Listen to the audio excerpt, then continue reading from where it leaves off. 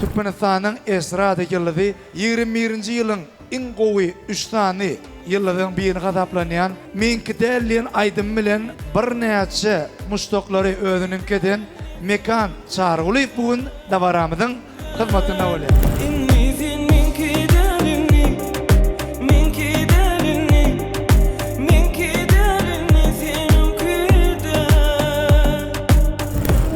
Toyda mekan çağrılı folya dilerine toya gelen mihmanlar yaşlardan ümmetir bağışını görmeyen kovuluğuyalar bağışını görtelerim tolgun yalar. Tolgun yanı beynimde beni süyen mi?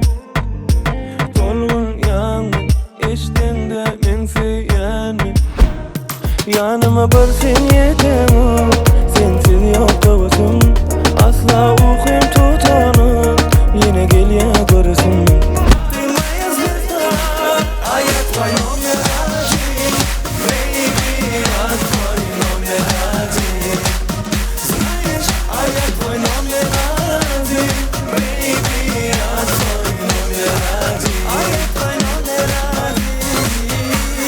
Toyu ankpolluk, bakan, tansa çıktılar, akan, ödür burkediler, yeken, toyu odastırdı, mekan.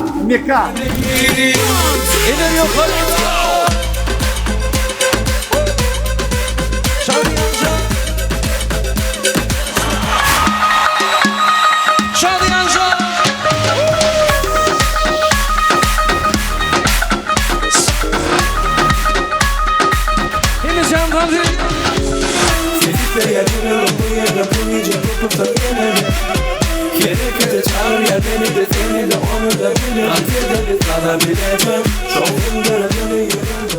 Toy bir, şartlanmasan cahil olmaz, ruhu garip, vahip olmaz.